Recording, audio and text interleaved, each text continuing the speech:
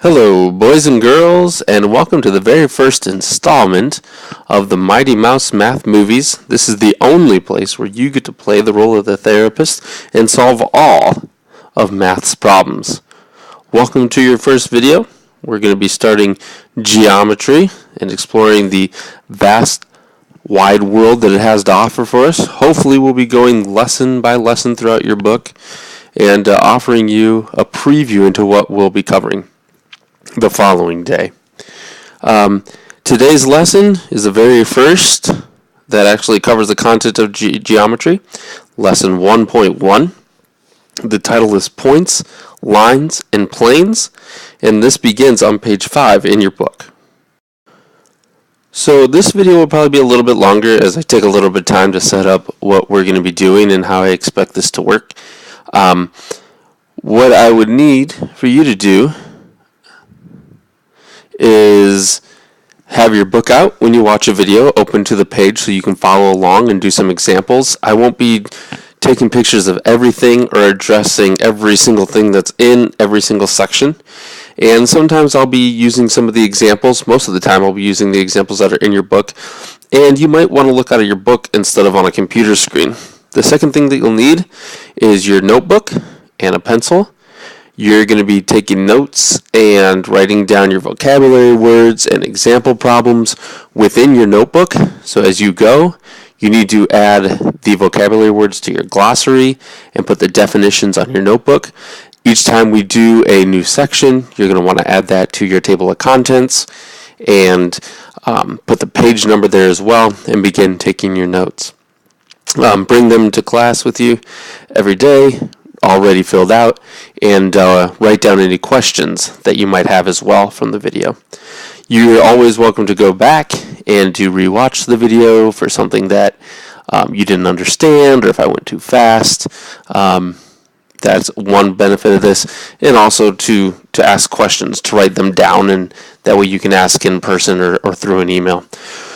So without further ado, let's get started one more time. This is on page 5 of your book, entitled Points, Lines, and Planes. We're going to begin off this lesson. There's going to be a ton of vocabulary, so this might be a spot where you want to pause and write down these definitions and put them into your glossary. I won't put your vocabulary words in every single video. That is something that I'm eventually going to turn over to you and say you need to take responsibility for finding those and writing them down yourself, but I have for the first few lessons here. I'm not going to go over each of them in depth right now. We're just going to go over them real fast. Undefined terms are only explained using descriptions and examples, such things as points, lines, and planes. A point is a location. It doesn't have shape or size, and we name a point by using a capital letter. A line is made up of several points, and it has no thickness. There is exactly one line that goes through 2 points, and we name these by letters representing 2 points on the line, or a lowercase script letter. And lastly, a plane. This is a flat surface that is made up of points that excels in all directions, named by a capital script letter or by 3 points not on the same line. That's a mouthful right now. We're going to go over it a little bit in this lesson, and it'll make more sense as we do examples. Some more vocabulary words that you need to add to your glossary and to your notebook. Collinear. This is a word for points that are all on the same line. You have coplanar, and these are points that are not necessarily on the same line, but they are on the same plane. You have intersection, and this is where 2 or more geometric figures have sets of points in common. Definitions or defined terms are explained using undefined terms and or other defined terms. That's vague, I know, but we'll get into it. And lastly, space, boundless, 3D set of all points. And we'll get into an example that has to do with that too. If you didn't have those down yet, which I'm sure you don't in this 45 seconds that it's taken me to run through them, pause the video here and write them down.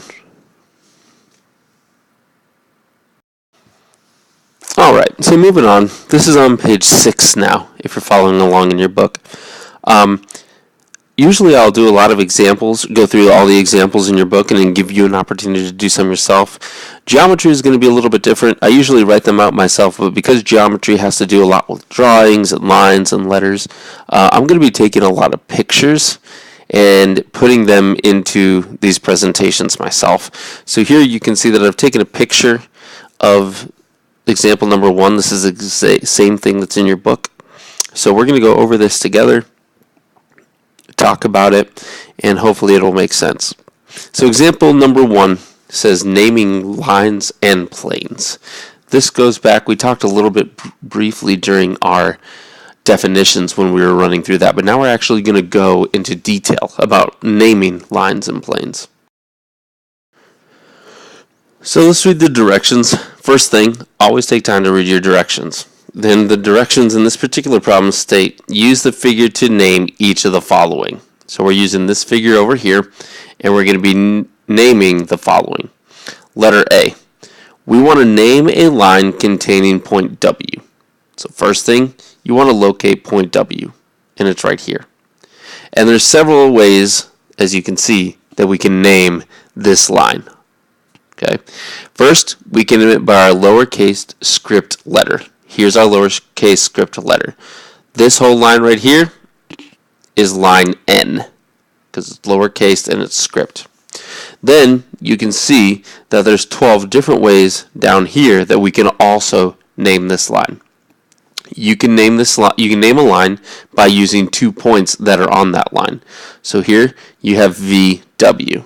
So line VW, and that includes all of the points that are on that line. Then you can switch those two and you can name it WV, as you see here. So the order doesn't matter how you name it. Then in order to name it, you also have to put the little line on top that tells you that it's a line, but we'll get into that a little bit later. Then you can name it VX, because V and X are both on that line, and you can flip it and it can be XV. You can name it VY, and you can name it YV. Then you can start with W, you can name it WX, because W is on that line. You can name it XW. You can name it WY, YW. Then you can name it lastly XY and YX. All of those answers are completely acceptable. Right? So to answer it, you would just choose one of those combinations, you would draw this little line symbol on top, and you would write the letters of how you want to name it. Letter B says you want to name a plane containing point X. So here's point X, and we need to name the plane. Now, if you look back at your definitions, a plane is going to be named either by a capital script letter or by 3 points that are not collinear. So here we can name it plane P. Here's our capital script letter. So plane P is all of this blue parallelogram right here. Or we can name it by 3 points that are not collinear. So we cannot name plane P VWX because those are all collinear. So what we're going to have to do is we're going to have to pick 3 points that are not on the same line in order to name our plane. So let's pick 3 points that are not on the same line. We could use, well, let's look at the first example. Plane X, Z, and Y. X, Z, and Y are not on the same line, so we can use those to name this plane. 2 points can be on the same line, obviously, but the third must be off of it.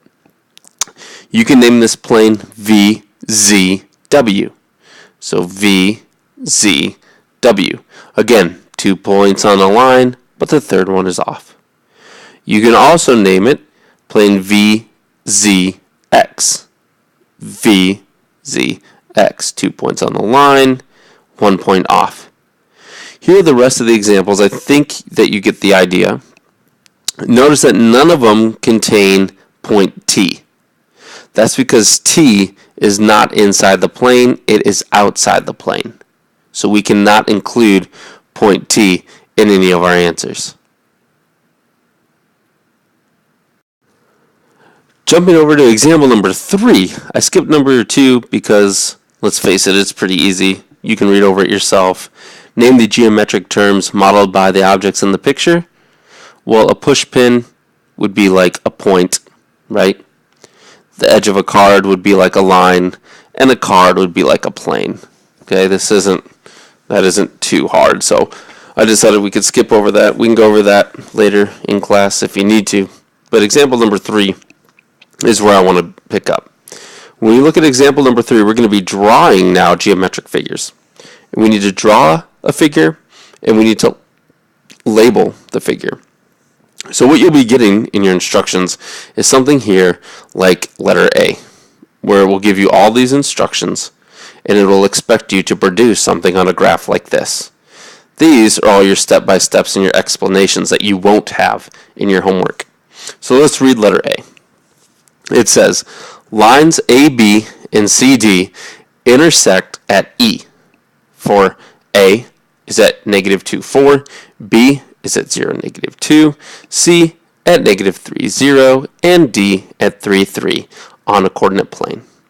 Point F is coplanar with these points, but not collinear with AB or CD. So this is a lot of stuff going on here. And what we need to do is just kind of pick it out point by point and take it one step at a time. First thing that I would do is I would look at what we know. We know that we have at least 2 lines, lines AB right here and lines CD right here. We also know where those are going to be. They're going to be, the points are going to be at -2, 4, 0, -2, -3, 0, and 3, 3. Right? So the first thing let's do is we're going to actually graph the points and draw these lines for AB and CD. So what they do is they graph A at -2, 4. Left 2, up 4, there's A. B, over 0, down 2, there's B. Now we know that we need to connect these two because over here in our directions it said lines AB. So that means that those 2 points are on the same line. So they draw a line, straight line, through those 2 points. Then they graph C at -3, 0, and D at 3, 1, 2, 3, up 3, 1, 2, 3, and they connect those with a line, because again, line CD. And then where they intersect, right here, it says in our instructions that we need to label that point E, which they've done. So we're almost done already. Then the last part is point F is coplanar with these points, but not collinear. So then we have another point, a 6th point, that we're going to label point F. And that needs to be somewhere on our graph. It doesn't give us a point where, but it needs to be somewhere on our graph that is coplanar on this same plane, but is not on either one of our 2 lines. It just so happens that our book puts it at 2, -3, and you could have put it at 0, 0, you could have put it at 1, 1, you could have put it at 0, 1, 2, 3, 4 up here. Either one of those would have been okay to do. But that's all you're going to have to do for ones like example number 3. Let's look at B. They have QR intersects plane T at point S. So this one's a little bit more tricky because you have a line that's basically only intersecting a plane at one point. So first thing you're going to do is you're going to draw a surface to represent plane T. So they draw a parallelogram, they shaded it in blue, and they labeled it with the capital script letter of T. So this is plane T. Then they say we have QR intersects plane T at point S. They draw a dot for point S anywhere on the plane, and a dot that is not on the plane for point Q. Right? So here's what you have. You have a plane, you have a dot, and then you have a line QR that's going through the plane. The reason that this is dotted right here is because you're not supposed to see this part. Imagine that this line is going from top to bottom and it's just cutting through this plane, so you wouldn't see that part because it would be hidden by the plane itself. The only point of this line that is actually in this plane is point S. The rest of this line is either above it or below it. Alright, so here is where you come in, and this is where you pause the video and you try to figure out how to do this on your own. You'll see that up here it says OYO. That stands for on your own. So when you see that, I'll try to put it on there.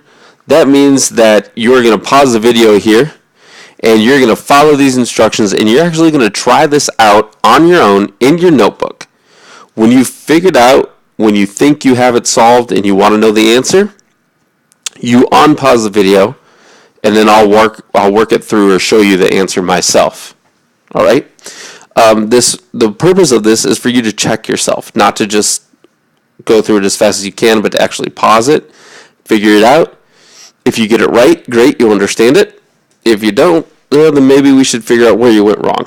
So at this point, pause this video, see if you can figure out how to draw this on the coordinate plane in your notebook. Unpause it when you think you have the right answer.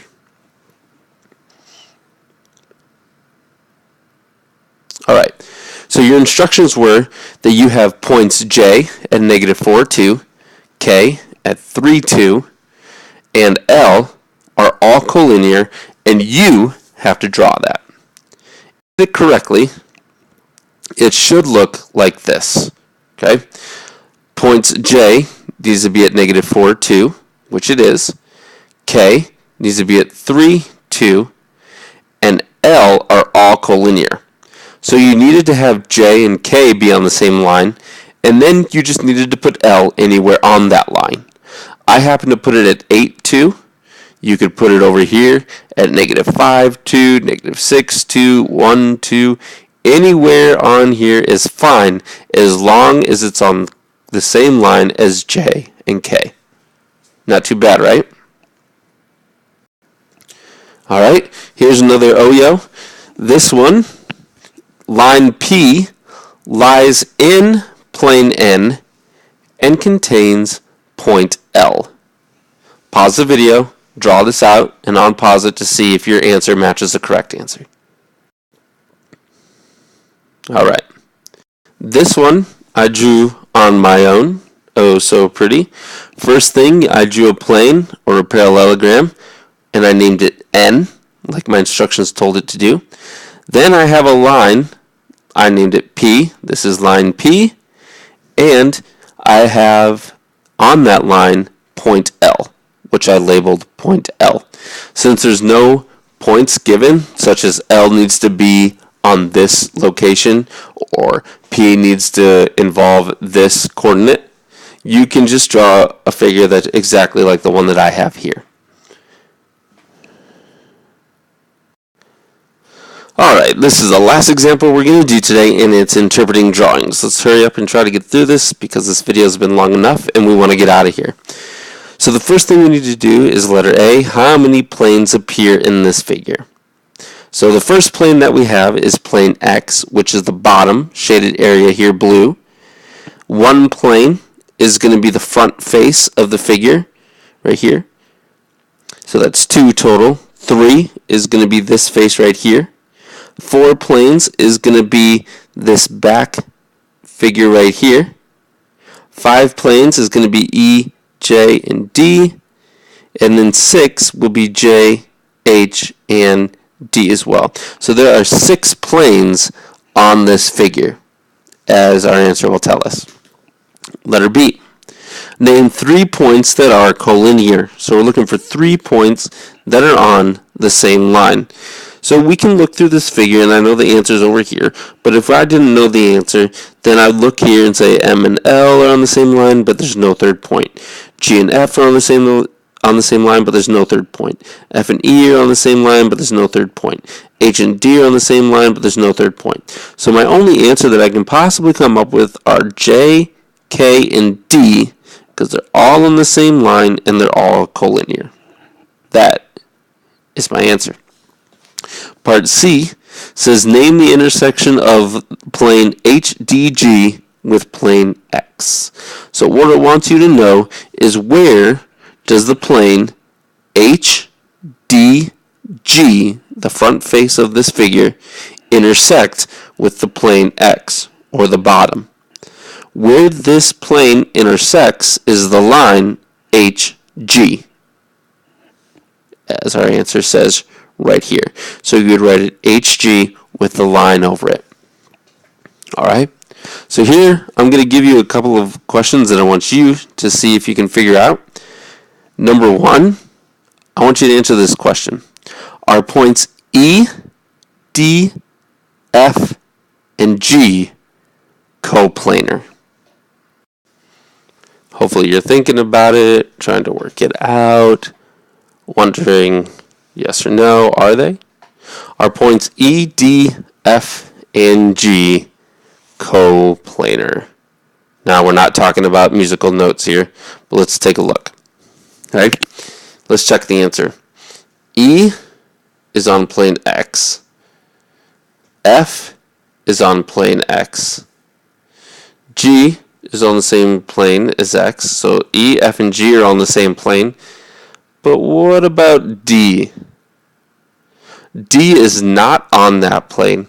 So because D is not on that plane, your answer for are points E, D, F, and G coplanar? Your answer is no, because D is not on the same plane.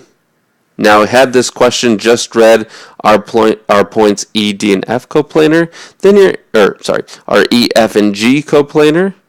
Your answer would have been yes. But because they include D, your answer is no, because D is not coplanar since it's up here. Alright, the next one I want you to try to figure out is at what point or line do planes J, DH, J, DE, and E, DF intersect? Pause the video right here if you need to and see if you can figure out what point or line that they intersect.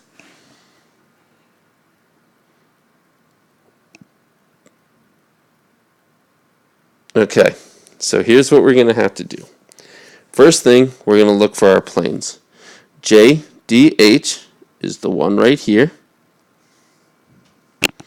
JDE is the back one that goes down here. And EDF is the one that goes right here. So this is not very easy to see, is it? But at what point or line do they all intersect? I'll erase all this so you can see.